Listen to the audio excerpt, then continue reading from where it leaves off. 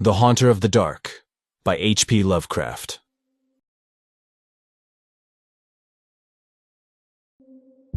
I have seen the dark universe yawning where the black planets roll without aim, where they roll in their horror unheeded, without knowledge or luster or name. Nemesis.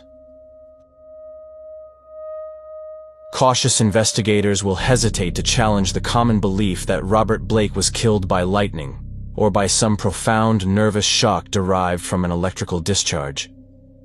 It is true that the window he faced was unbroken, but nature has shown herself capable of many freakish performances.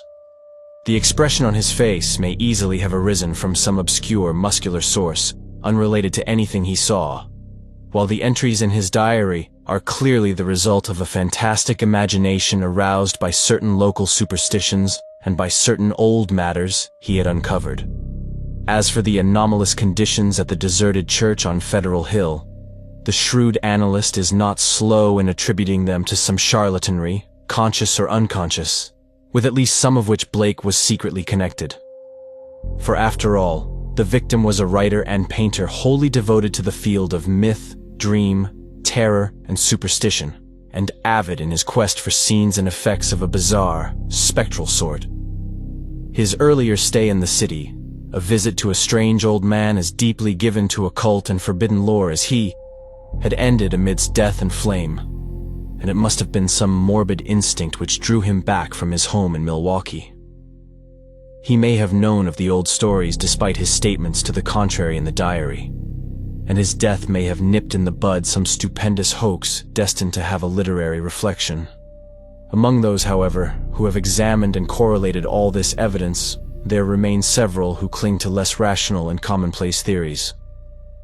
They are inclined to take much of Blake's diary at its face value, and point significantly to certain facts such as the undoubted genuineness of the old church record, the verified existence of the disliked and unorthodox Starry Wisdom sect prior to 1877, the recorded disappearance of an inquisitive reporter named Edwin M. Lillibridge in 1893, and, above all, the look of monstrous, transfiguring fear on the face of the young writer when he died. It was one of these believers who, moved to fanatical extremes, threw into the bay the curiously angled stone and its strangely adorned metal box found in the old church steeple, the black windowless steeple, and not the tower where Blake's diary said those things originally were. Though widely censured both officially and unofficially, this man, a reputable physician with a taste for odd folklore, averred that he had rid the earth of something too dangerous to rest upon it. Between these two schools of opinion the reader must judge for himself.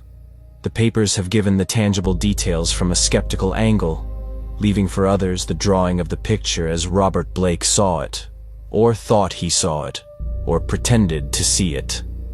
Now, studying the diary closely, dispassionately, and at leisure, let us summarize the dark chain of events from the expressed point of view of their chief actor. Young Blake returned to Providence in the winter of 1934 to 1935, taking the upper floor of a venerable dwelling in a grassy court off College Street, on the crest of the great eastward hill near the Brown University campus and behind the marble John Hay Library. It was a cozy and fascinating place, in a little garden oasis of village-like antiquity where huge, friendly cats sunned themselves atop a convenient shed.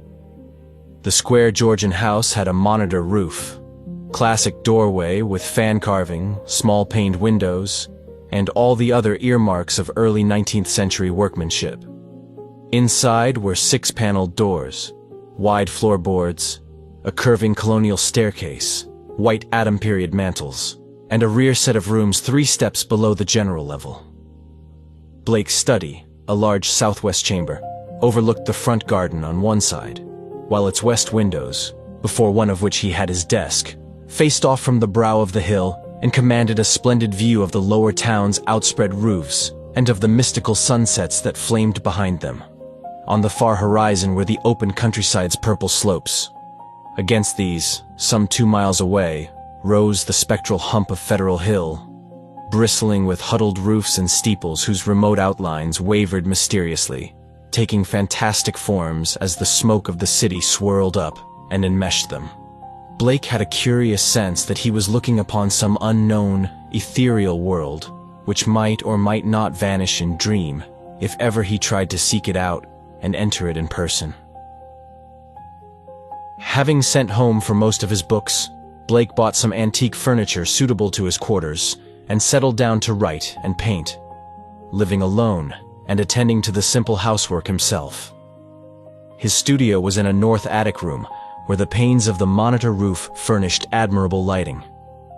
During that first winter, he produced 5 of his best-known short stories: The Burrower Beneath, The Stairs in the Crypt, Shagai, In the Vale of Nath, and The Feaster from the Stars, and painted 7 canvases, studies of nameless, unhuman monsters and profoundly alien, non-terrestrial landscapes. At sunset, he would often sit at his desk and gaze dreamily off at the outspread west, the dark towers of Memorial Hall just below, the Georgian Courthouse belfry, the lofty pinnacles of the downtown section, and that shimmering, spire-crowned mound in the distance, whose unknown streets and labyrinthine gables so potently provoked his fancy.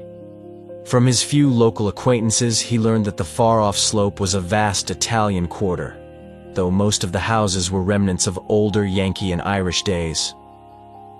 Now and then he would train his field glasses on that spectral, unreachable world beyond the curling smoke, picking out individual roofs and chimneys and steeples, and speculating upon the bizarre and curious mysteries they might house.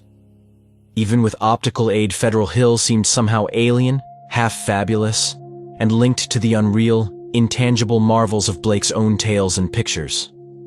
The feeling would persist long after the hill had faded into the violet, lamp-starred twilight, and the courthouse floodlights and the red industrial trust beacon had blazed up to make the night grotesque. Of all the distant objects on Federal Hill, a certain huge, dark church most fascinated Blake. It stood out with a special distinctness at certain hours of the day, and at sunset the great tower and tapering steeple loomed blackly against the flaming sky. It seemed to rest on especially high ground, for the grimy facade and the obliquely seen north side with sloping roof and the tops of great pointed windows rose boldly above the tangle of surrounding ridgepoles and chimney pots. Peculiarly grim and austere, it appeared to be built of stone, stained and weathered with the smoke and storms of a century and more. The style, so far as the glass could show, was that earliest experimental form of Gothic revival which preceded the stately Upjohn period and held over some of the outlines and proportions of the Georgian age. Perhaps it was reared around 1810 or 1815. As months passed, Blake watched the far-off, forbidding structure with an oddly mounting interest. Since the vast windows were never lighted, he knew that it must be vacant. The longer he watched, the more his imagination worked, till at length he began to fancy curious things. He believed that a vague, singular aura of desolation hovered over the place, so that even the pigeons and swallows shunned its smoky eaves. Around other towers and belfries, his glass would reveal great flocks of birds, but here they never rested. At least, that is what he thought, and set down in his diary. He pointed the place out to several friends, but none of them had even been on Federal Hill or possessed the faintest notion of what the church was or had been. In the spring, a deep restlessness gripped Blake. He had begun his long-planned novel, based on a supposed survival of the witch cult in Maine, but was strangely unable to make progress with it. More and more he would sit at his westward window and gaze at the distant hill and the black, frowning steeple shunned by the birds. When the delicate leaves came out on the garden boughs, the world was filled with a new beauty, but Blake's restlessness was merely increased. It was then that he first thought of crossing the city and climbing bodily up that fabulous slope into the smoke-wreathed world of dream. Late in April, just before the aeon-shadowed Walpurgis time, Blake made his first trip into the unknown. Plodding through the endless downtown streets and the bleak, decayed squares beyond, he came finally upon the ascending avenue of century-worn steps, sagging Doric porches, and blear-paned cupolas, which he felt must lead up to the long-known, unreachable world beyond the mists. There were dingy blue and white street signs which meant nothing to him, and presently he noted the strange dark faces of the drifting crowds, and the foreign signs over curious shops and brown, decade-weathered buildings. Nowhere could he find any of the objects he had seen from afar, so that once more he half-fancied that the federal hill of that distant view was a dream world never to be trod by living human feet. Now and then a battered church facade or crumbling spire came in sight, but never the blackened pile that he sought. When he asked a shopkeeper about a great stone church, the man smiled and shook his head, though he spoke English freely. As Blake climbed higher, the region seemed stranger and stranger, with bewildering mazes of brooding brown alleys leading eternally off to the south. He crossed 2 or 3 broad avenues, and once thought he glimpsed a familiar tower. Again he asked a merchant about the massive church of stone, and this time he could have sworn that the plea of ignorance was feigned. The dark man's face had a look of fear which he tried to hide, and Blake saw him make a curious sign with his right hand. Then suddenly a black spire stood out against the cloudy sky on his left, above the tiers of brown roofs lining the tangled southerly alleys. Blake knew at once what it was and plunged toward it through the squalid, unpaved lanes that climbed from the avenue. Twice he lost his way, but he somehow dared not ask any of the patriarchs or housewives who sat on their doorsteps, or any of the children who shouted and played in the mud of the shadowy lanes. At last he saw the tower playing against the southwest, and a huge stone bulk rose darkly at the end of an alley. Presently he stood in a wind-swept open square, quaintly cobblestoned with a high bank wall on the farther side. This was the end of his quest, for upon the wide, iron-railed, weed-grown plateau which the wall supported, a separate, lesser world raised fully 6 feet above the surrounding streets, there stood a grim, Titan bulk whose identity, despite Blake's new perspective, was beyond dispute. The vacant church was in a state of great decrepitude. Some of the high stone buttresses had fallen, and several delicate finials lay half lost among the brown, neglected weeds and grasses. The sooty Gothic windows were largely unbroken, though many of the stone mullions were missing. Blake wondered how the obscurely painted panes could have survived so well, in view of the known habits of small boys the world over. The massive doors were intact and tightly closed. Around the top of the bank wall, fully enclosing the grounds, was a rusty iron fence, whose gate, at the head of a flight of steps from the square, was visibly padlocked. The path from the gate to the building was completely overgrown. Desolation and decay hung like a pall above the place, and in the birdless eaves and black, ivyless walls, Blake felt a touch of the dimly sinister beyond his power to define. There were very few people in the square, but Blake saw a policeman at the northerly end and approached him with questions about the church. He was a great wholesome Irishman, and it seemed odd that he would do little more than make the sign of the cross and mutter that people never spoke of that building. When Blake pressed him, he said very hurriedly that the Italian priests warned everybody against it, vowing that a monstrous evil had once dwelt there and left its mark. He himself had heard dark whispers of it from his father, who recalled certain sounds and rumors from his boyhood. There had been a bad sect there in the old days, an outlaw sect that called up awful things from some unknown gulf of night. It had taken a good priest to exorcise what had come, though there did be those who said that merely the light could do it. If Father O'Malley were alive, there would be many things he could tell. But now there was nothing to do but let it alone. It hurt nobody now, and those that owned it were dead or far away.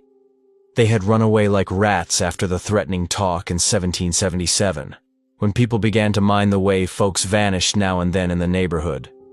Some day the city would step in and take the property for lack of heirs, but little good would come of anybody's touching it. Better it be left alone for the years to topple, lest things be stirred that ought to rest forever in their black abyss. After the policeman had gone, Blake stood staring at the sullen, steepled pile. It excited him to find that the structure seemed as sinister to others as to him, and he wondered what grain of truth might lie behind the old tales the bluecoat had repeated. Probably they were mere legends evoked by the evil look of the place, but even so, they were like a strange coming to life of one of his own stories. The afternoon sun came out from behind dispersing clouds, but seemed unable to light up the stained, sooty walls of the old temple that towered on its high plateau. It was odd that the green of spring had not touched the brown, withered growths in the raised, iron-fenced yard. Blake found himself edging nearer the raised area and examining the bank wall and rusted fence for possible avenues of ingress. There was a terrible lure about the blackened fane which was not to be resisted. The fence had no opening near the steps, but around on the north side were some missing bars. He could go up the steps and walk around on the narrow coping outside the fence till he came to the gap. If the people feared the place so wildly, he would encounter no interference. He was on the embankment and almost inside the fence before anyone noticed him. Then, looking down, he saw the few people in the square edging away and making the same sign with their right hands that the shopkeeper in the avenue had made. Several windows were slammed down, and a fat woman darted into the street and pulled some small children inside a rickety, unpainted house. The gap in the fence was very easy to pass through, and before long Blake found himself wading amidst the rotting, tangled growths of the deserted yard. Here and there, the worn stump of a headstone told him that there had once been burials in this field. But that, he saw, must have been very long ago. The sheer bulk of the church was oppressive now that he was close to it. But he conquered his mood and approached to try the 3 great doors in the facade. All were securely locked, so he began a circuit of the Cyclopean building in quest of some minor and more penetrable opening. Even then he could not be sure that he wished to enter that haunt of desertion and shadow, yet the pull of its strangeness dragged him on automatically. A yawning and unprotected cellar window in the rear furnished the needed aperture. Peering in, Blake saw a subterranean gulf of cobwebs and dust faintly lit by the western sun's filtered rays. Debris, old barrels, and ruined boxes and furniture of numerous sorts met his eye, though over everything lay a shroud of dust, which softened all sharp outlines. The rusted remains of a hot air furnace showed that the building had been used and kept in shape as late as mid-Victorian times. Acting almost without conscious initiative, Blake crawled through the window and let himself down to the dust-carpeted and debris-strewn concrete floor. The vaulted cellar was a vast one, without partitions, and in a corner far to the right, amid dense shadows, he saw a black archway evidently leading upstairs. He felt a peculiar sense of oppression at being actually within the great spectral building, but kept it in check as he cautiously scouted about, finding a still intact barrel amid the dust and rolling it over to the open window to provide for his exit. Then, bracing himself, he crossed the wide, cobweb-festooned space toward the arch. Half choked with the omnipresent dust and covered with ghostly gossamer fibers, he reached and began to climb the worn stone steps which rose into the darkness. He had no light, but groped carefully with his hands. After a sharp turn, he felt a closed door ahead, and a little fumbling revealed its ancient latch. It opened inward, and beyond it, he saw a dimly illumined corridor lined with worm-eaten paneling. Once on the ground floor, Blake began exploring in a rapid fashion. All the inner doors were unlocked, so that he freely passed from room to room. The colossal nave was an almost eldritch place, with its drifts and mountains of dust over box pews, altar, hourglass pulpit, and sounding board, and its titanic ropes of cobweb stretching among the pointed arches of the gallery and entwining the clustered gothic columns. Over all this hushed desolation played a hideous leaden light as the declining afternoon sun sent its rays through the strange, half-blackened panes of the great apsidal windows. The paintings on those windows were so obscured by soot that Blake could scarcely decipher what they had represented, but from the little he could make out, he did not like them. The designs were largely conventional, and his knowledge of obscure symbolism told him much concerning some of the ancient patterns. The few saints depicted bore expressions distinctly open to criticism, while one of the windows seemed to show merely a dark space with spirals of curious luminosity scattered about in it. Turning away from the windows, Blake noticed that the cobwebbed cross above the altar was not of the ordinary kind, but resembled the primordial Ankh, or Crux Ansata, of shadowy Egypt. In a rear vestry room beside the apse, Blake found a rotting desk and ceiling-high shelves of mildewed, disintegrating books. Here, for the first time, he received a positive shock of objective horror. For the titles of those books told him much. They were the black, forbidden things which most sane people have never even heard of, or have heard of only in furtive, timorous whispers. The banned and dreaded repositories of equivocal secrets and immemorial formulae, which have trickled down the stream of time from the days of man's youth, and the dim, fabulous days before man was. He had himself read many of them. A Latin version of the abhorred Necronomicon, the sinister Liber Ivonis, the infamous Cultes des Ghouls of Comte de Lette, the unaussprechlichen Kulten of von Junst, and old Ludwig Prinz Hellish de Vermis Mysteries. But there were others he had known merely by reputation, or not at all. The Pnakotic manuscripts, the Book of Djinn, and a crumbling volume in wholly unidentifiable characters, yet with certain symbols and diagrams shudderingly recognizable to the occult student. Clearly, the lingering local rumors had not lied. This place had once been the seat of an evil older than mankind and wider than the known universe. In the ruined desk was a small, leather-bound record book filled with entries in some odd cryptographic medium. The manuscript writing consisted of the common traditional symbols used today in astronomy and anciently in alchemy, astrology, and other dubious arts, the devices of the sun, moon, planets, aspects, and zodiacal signs. Here massed in solid pages of text, with divisions and paragraphing suggesting that each symbol answered to some alphabetical letter. In the hope of later solving the cryptogram, Blake bore off this volume in his coat pocket. Many of the great tomes on the shelves fascinated him unutterably, and he felt tempted to borrow them at some later time. He wondered how they could have remained undisturbed so long. Was he the first to conquer the clutching, pervasive fear which had for nearly 60 years protected this deserted place from visitors? Having now thoroughly explored the ground floor, Blake plowed again through the dust of the spectral nave to the front vestibule, where he had seen a door and staircase presumably leading up to the blackened tower and steeple, objects so long familiar to him at a distance. The ascent was a choking experience, for dust lay thick, while the spiders had done their worst in this constricted place. The staircase was a spiral with high, narrow wooden treads, and now and then Blake passed a clouded window looking dizzily out over the city.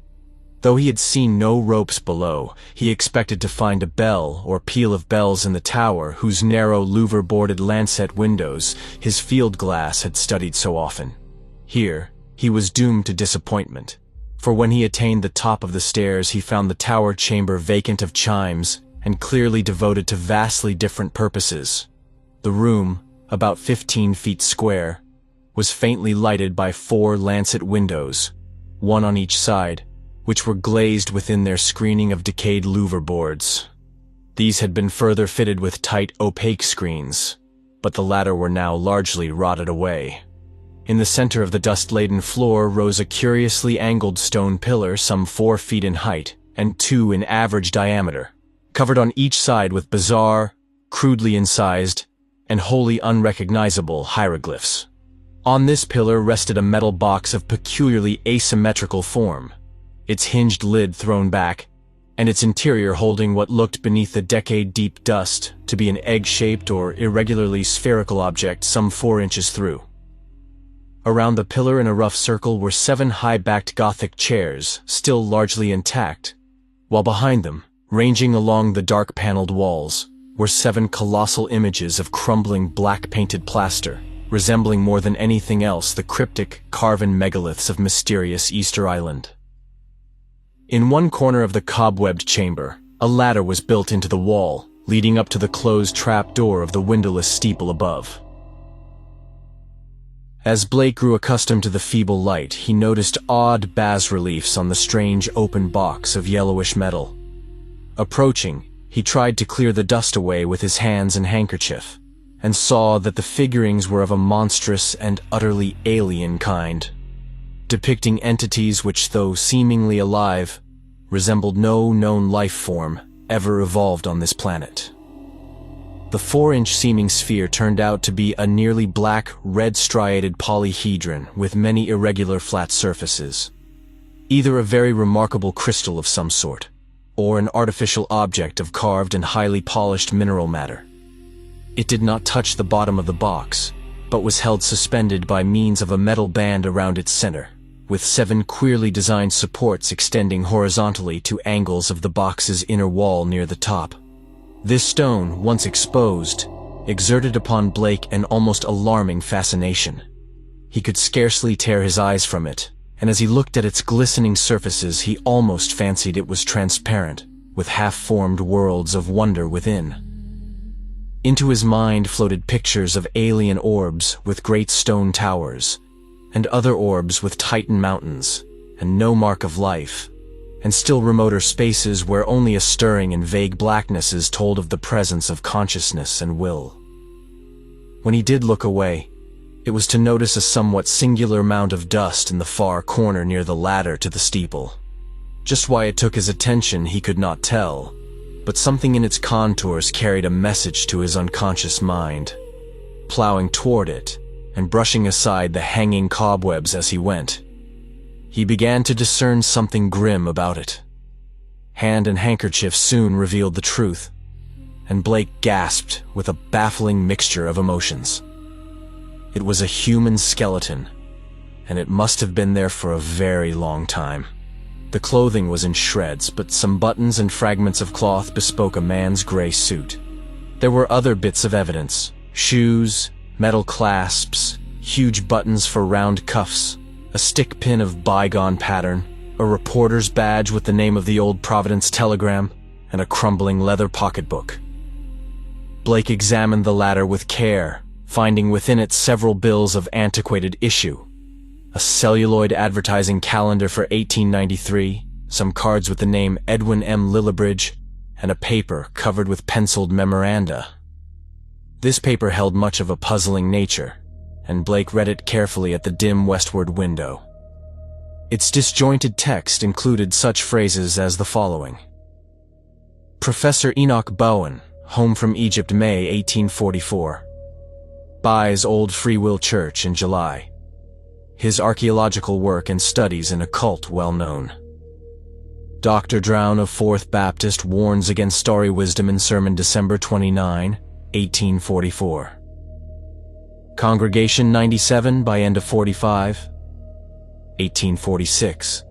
3 disappearances. First mention of Shining Trapezohedron.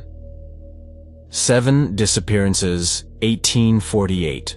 Stories of blood sacrifice begin. Investigation 1853 comes to nothing. Stories of sounds.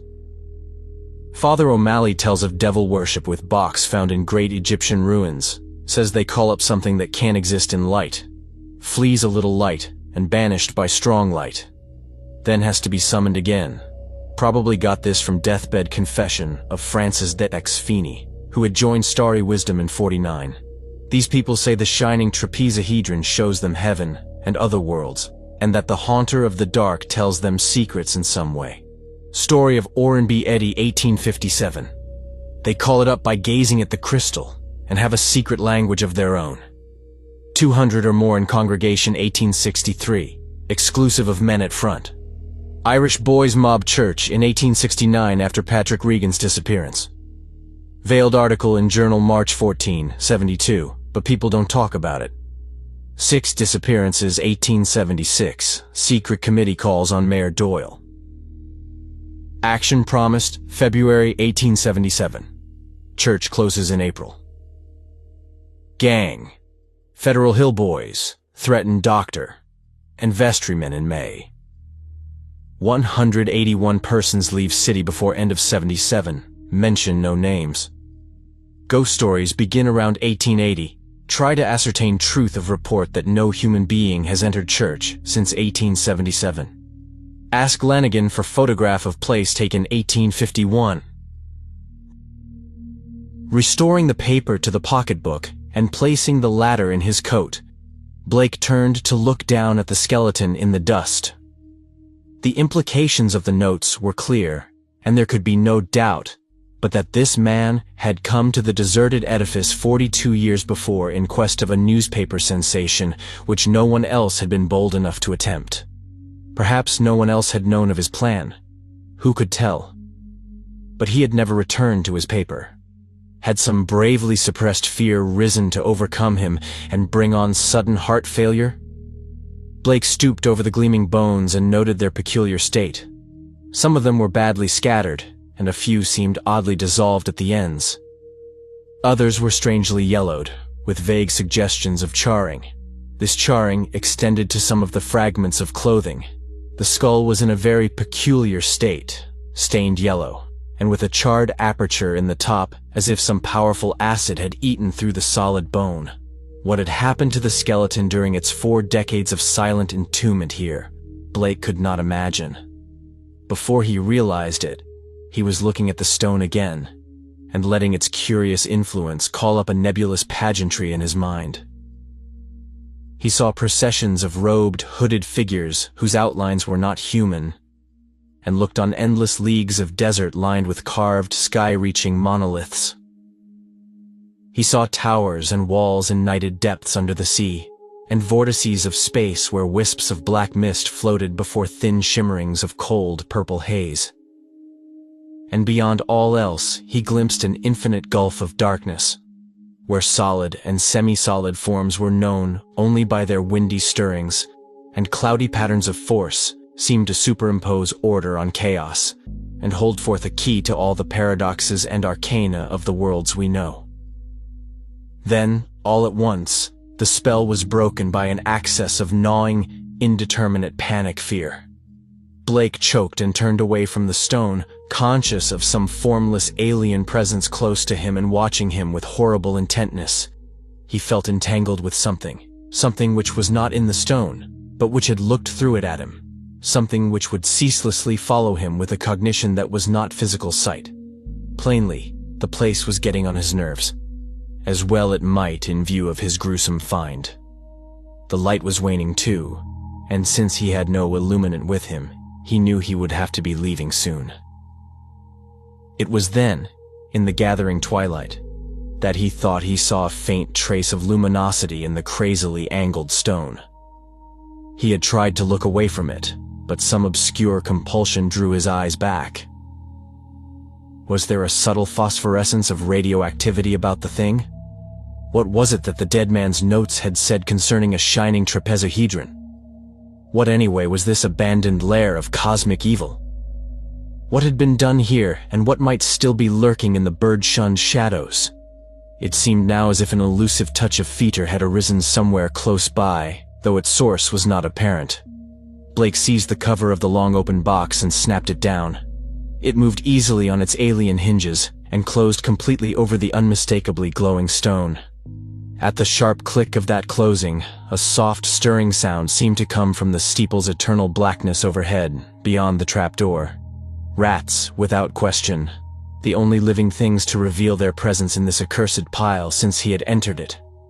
And yet that stirring in the steeple frightened him horribly, so that he plunged almost wildly down the spiral stairs, across the ghoulish nave, into the vaulted basement, out amidst the gathering dusk of the deserted square, and down through the teeming, fear-haunted alleys and avenues of Federal Hill, toward the sane central streets and the home-like brick sidewalks of the college district. During the days which followed, Blake told no one of his expedition. Instead, he read much in certain books, examined long years of newspaper files downtown, and worked feverishly at the cryptogram in that leather volume from the cobwebbed vestry room.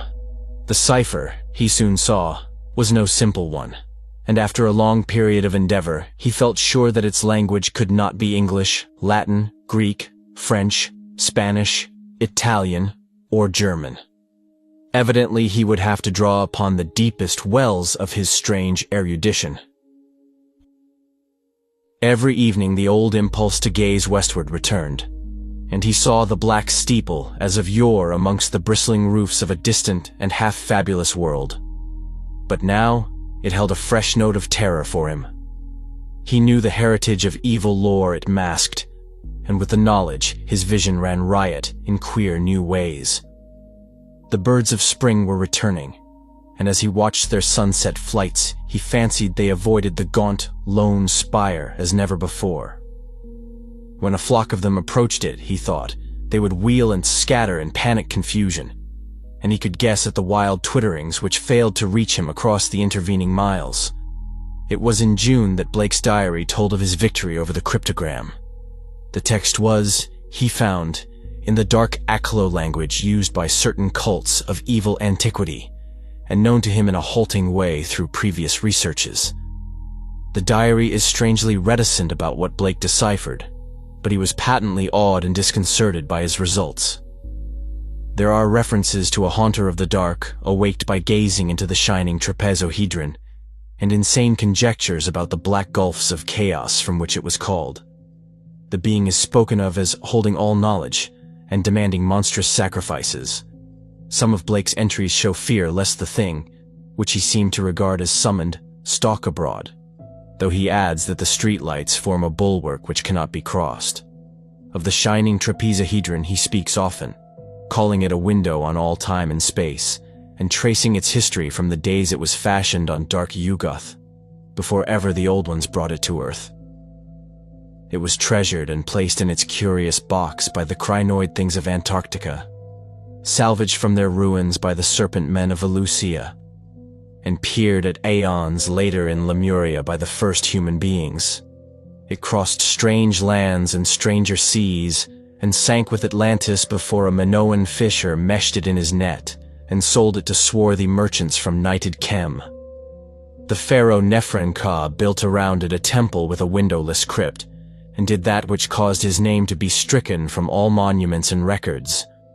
Then, it slept in the ruins of that evil fane which the priests and the new pharaoh destroyed, till the delver's spade once more brought it forth to curse mankind. Early in July, the newspapers oddly supplement Blake's entries, though in so brief and casual a way that only the diary has called general attention to their contribution. It appears that a new fear had been growing on Federal Hill since a stranger had entered the dreaded church. The Italians whispered of unaccustomed stirrings and bumpings and scrapings in the dark windowless steeple, and called on their priests to banish an entity which haunted their dreams. Something, they said, was constantly watching at a door to see if it were dark enough to venture forth. Press items mentioned the long-standing local superstitions, but failed to shed much light on the earlier background of the horror. It was obvious that the young reporters of today are no antiquarians. In writing of these things in his diary, Blake expresses a curious kind of remorse and talks of the duty of burying the Shining Trapezohedron, and of banishing what he had evoked by letting daylight into the hideous jutting spire. At the same time, however, he displays the dangerous extent of his fascination, and admits a morbid longing, pervading even his dreams, to visit the accursed tower and gaze again into the cosmic secrets of the glowing stone. Then something in the journal on the morning of July 17th threw the diarist into a veritable fever of horror. It was only a variant of the other half-humorous items about the Federal Hill restlessness, but to Blake, it was somehow very terrible indeed.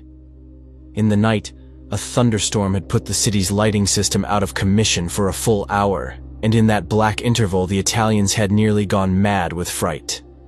Those living near the dreaded church had sworn that the thing in the steeple had taken advantage of the street lamp's absence and gone down into the body of the church, flopping and bumping around in a viscous, altogether dreadful way. Toward the last, it had bumped up to the tower, where there were sounds of the shattering of glass.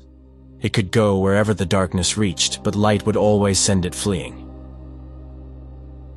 When the current blazed on again, there had been a shocking commotion in the tower, for even the feeble light trickling through the grime-blackened, louver-boarded windows was too much for the thing. It had bumped and slithered up into its tenebrous steeple just in time, for a long dose of light would have sent it back into the abyss whence the crazy stranger had called it. During the dark hour, praying crowds had clustered round the church in the rain, with lighted candles and lamps somehow shielded with folded paper and umbrellas. A guard of light to save the city from the nightmare that stalks in darkness. Once, those nearest the church declared, the outer door had rattled hideously. But even this was not the worst. That evening in the bulletin, Blake read of what the reporters had found.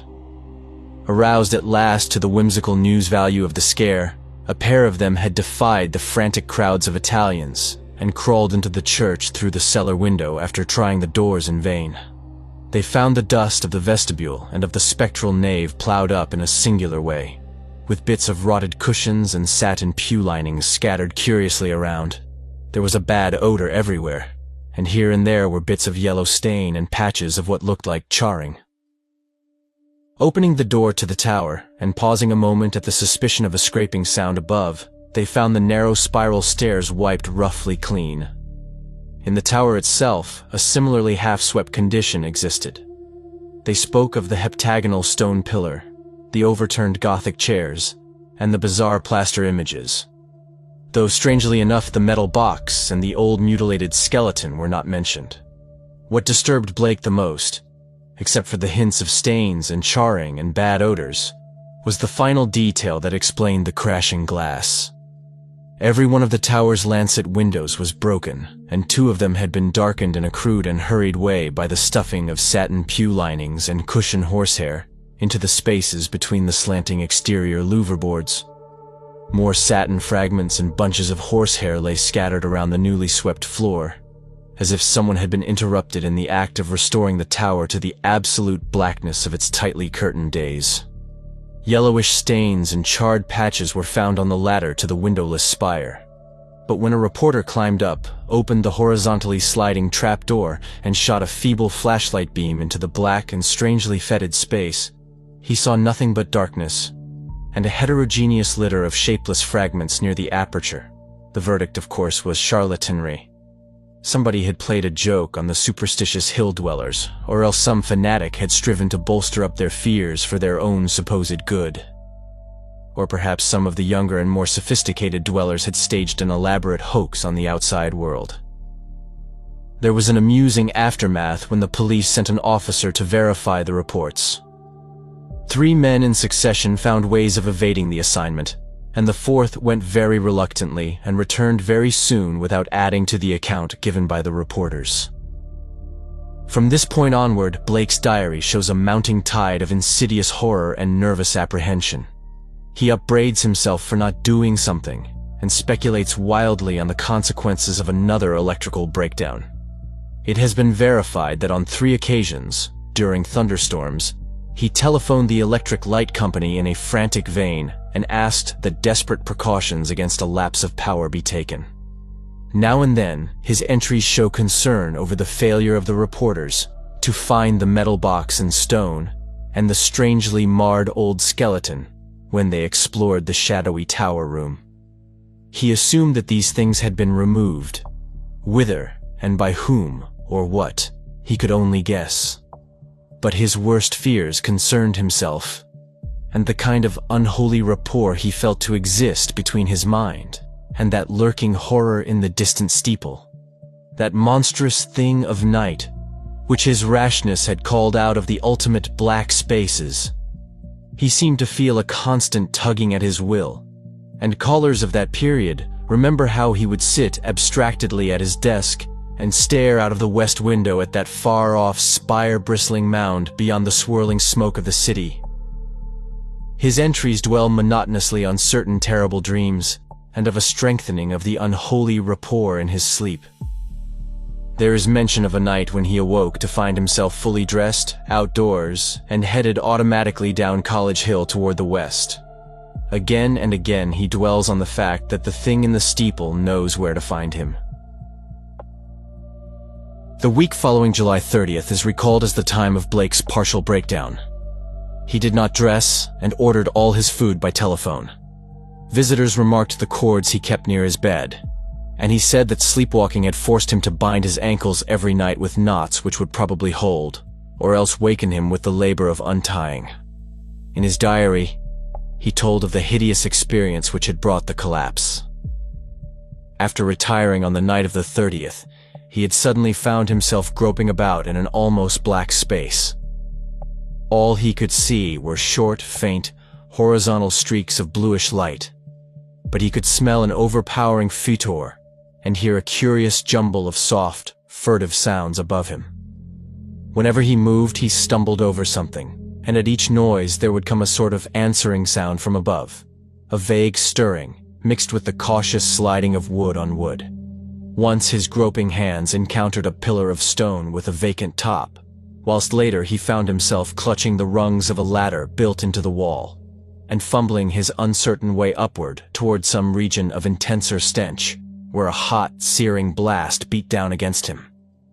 Before his eyes, a kaleidoscopic range of phantasmal images played, all of them dissolving at intervals into the picture of a vast, unplumbed abyss of night, wherein whirled suns and worlds of an even profounder blackness. He thought of the ancient legends of ultimate chaos, at whose center sprawls the blind idiot god Azathoth, lord of all things, encircled by his flopping horde of mindless and amorphous dancers, and lulled by the thin monotonous piping of a demoniac flute held in nameless paws. Then a sharp report from the outer world broke through his stupor and roused him to the unutterable horror of his position. What it was, he never knew. Perhaps it was some belated peal from the fireworks heard all summer on Federal Hill as the dwellers hail their various patron saints, or the saints of their native villages in Italy. In any event, he shrieked aloud, dropped frantically from the ladder, and stumbled blindly across the obstructed floor of the almost lightless chamber that encompassed him. He knew instantly where he was, and plunged recklessly down the narrow spiral staircase, tripping and bruising himself at every turn. There was a nightmare flight through a vast cobwebbed nave whose ghostly arches reached up to realms of leering shadow, a sightless scramble through a littered basement, a climb to regions of air and street lights outside, and a mad racing down a spectral hill of gibbering gables, across a grim, silent city of tall black towers, and up the steep eastward precipice to his own ancient door. On regaining consciousness in the morning, he found himself lying on his study floor fully dressed.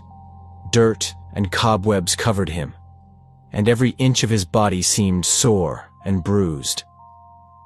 When he faced the mirror, he saw that his hair was badly scorched, while a trace of strange, evil odor seemed to cling to his outer clothing. It was then that his nerves broke down. Thereafter, lounging exhaustedly about in a dressing gown, he did little but stare from his west window, shiver at the threat of thunder, and make wild entries in his diary. The great storm broke just before midnight on August 8th. Lightning struck repeatedly in all parts of the city, and 2 remarkable fireballs were reported. The rain was torrential, while a constant fusillade of thunder brought sleeplessness to thousands. Blake was utterly frantic in his fear for the lighting system, and tried to telephone the company around 1 a.m., though by that time, service had been temporarily cut off in the interest of safety. He recorded everything in his diary, the large, nervous, and often undecipherable hieroglyphs, telling their own story of growing frenzy and despair, and of entries scrawled blindly in the dark. He had to keep the house dark in order to see out the window, and it appears that most of his time was spent at his desk, peering anxiously through the rain across the glistening miles of downtown roofs at the constellation of distant lights marking Federal Hill. Now and then he would fumblingly make an entry in his diary, so that detached phrases such as "the lights must not go," "it knows where I am," "I must destroy it," and "it is calling to me, but perhaps it means no injury this time," are found scattered down 2 of the pages. Then the lights went out all over the city. It happened at 2:12 a.m., according to Powerhouse records, but Blake's diary gives no indication of the time. The entry is merely, "Lights out. God help me."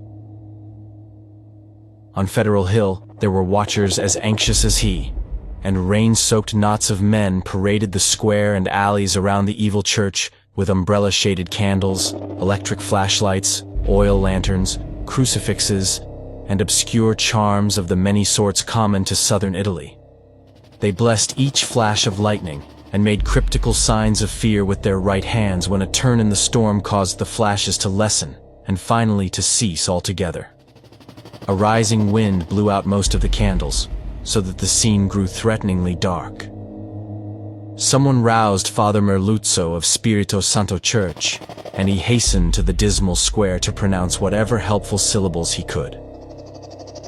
Of the restless and curious sounds in the blackened tower, there could be no doubt whatever. For what happened at 2:35, we have the testimony of the priest, a young, intelligent, and well-educated person, of Patrolman William J. Monahan of the Central Station, an officer of the highest reliability who had paused at that part of his beat to inspect the crowd, and of most of the 78 men who had gathered around the church's high bank wall, especially those in the square where the eastward facade was visible. Of course, there was nothing which can be proved as being outside the order of nature. The possible causes of such an event are many. No one can speak with certainty of the obscure chemical processes arising in a vast, ancient, ill-aired, and long-deserted building of heterogeneous contents. Mephitic vapors, spontaneous combustion, pressure of gases born of long decay, any one of numberless phenomena might be responsible. And then, of course, the factor of conscious charlatanry can by no means be excluded. The thing was really quite simple in itself, and covered less than 3 minutes of actual time. Father Merluzzo, always a precise man, looked at his watch repeatedly. It started with a definite swelling of the dull, fumbling sounds inside the black tower. There had for some time been a vague exhalation of strange, evil odors from the church, and this had now become emphatic and offensive. Then, at last, there was a sound of splintering wood, and a large, heavy object crashed down in the yard beneath the frowning easterly facade. The tower was invisible now that the candles would not burn. But as the object neared the ground, the people knew that it was the smoke-grimed louver boarding of that tower's east window. Immediately afterward, an utterly unbearable photor welled forth from the unseen heights, choking and sickening the trembling watchers, and almost prostrating those in the square. At the same time, the air trembled with a vibration as of flapping wings, and a sudden east-blowing wind more violent than any previous blast snatched off the hats and wrenched the dripping umbrellas of the crowd. Nothing definite could be seen in the candleless night, though some upward-looking spectators thought they glimpsed a great spreading blur of denser blackness against the inky sky, something like a formless cloud of smoke that shot with meteor-like speed toward the east. That was all.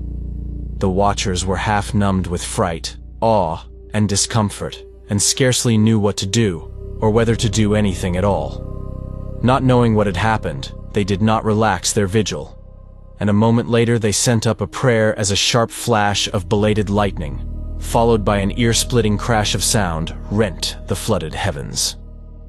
Half an hour later the rain stopped, and in 15 minutes more the streetlights sprang on again, sending the weary, bedraggled watchers relievedly back to their homes.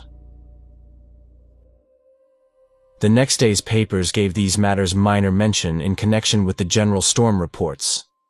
It seems that the great lightning flash and deafening explosion which followed the Federal Hill occurrence were even more tremendous farther east, where a burst of the singular photor was likewise noticed. The phenomenon was most marked over College Hill, where the crash awaked all the sleeping inhabitants and led to a bewildered round of speculations.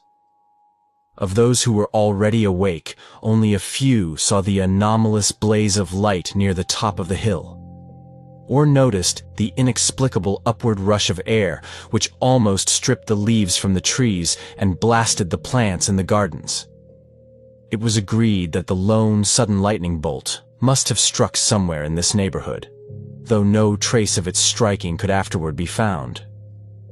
A youth in the Tau Omega fraternity house thought he saw a grotesque and hideous mass of smoke in the air just as the preliminary flash burst, but his observation has not been verified. All of the few observers, however, agree as to the violent gust from the west and the flood of intolerable stench which preceded the belated stroke, whilst evidence concerning the momentary burned odor after the stroke is equally general. These points were discussed very carefully because of their probable connection with the death of Robert Blake. Students in the Psi Delta house, whose upper rear windows looked into Blake's study, noticed the blurred white face at the westward window on the morning of the 9th and wondered what was wrong with the expression.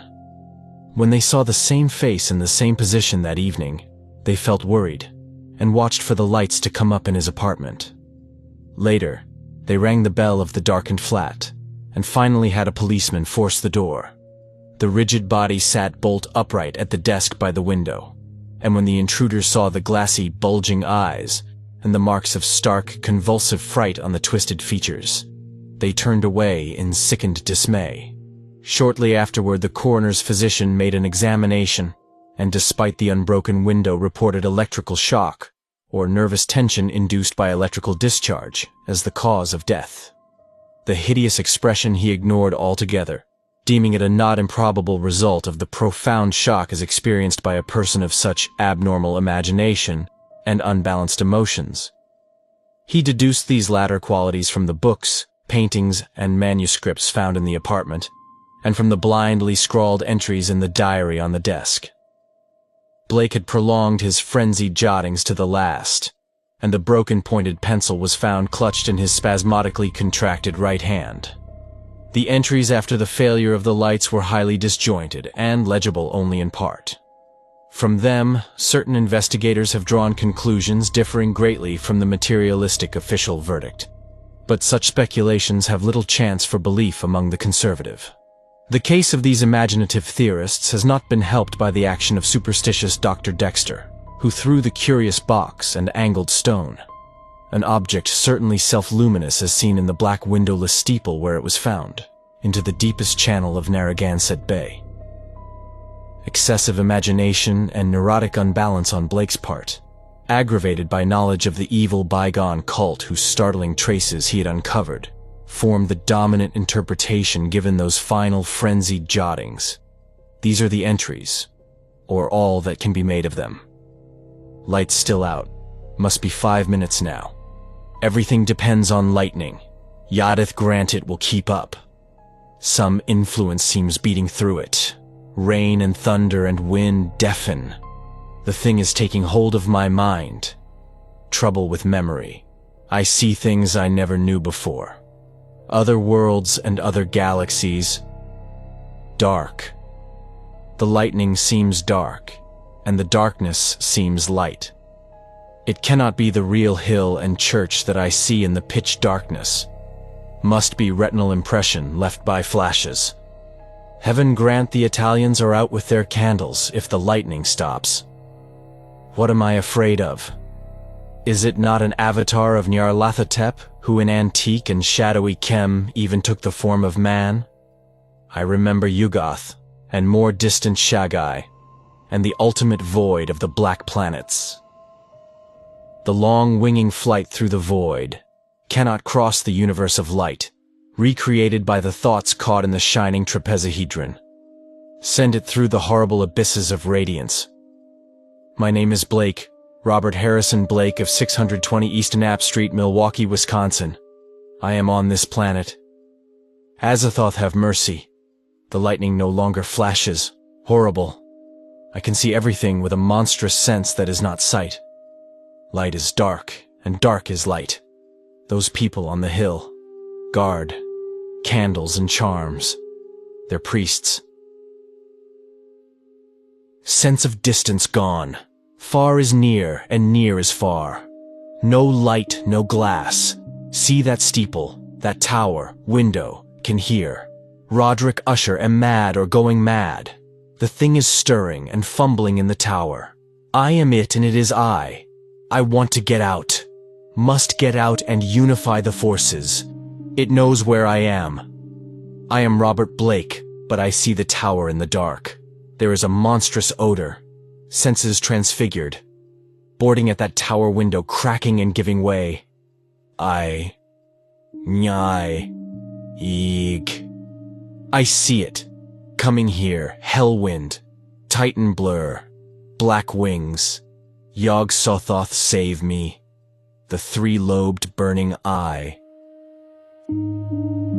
Thank you for listening. If you like our recordings, consider liking this video and subscribing to our channel so you don't miss any more audiobooks.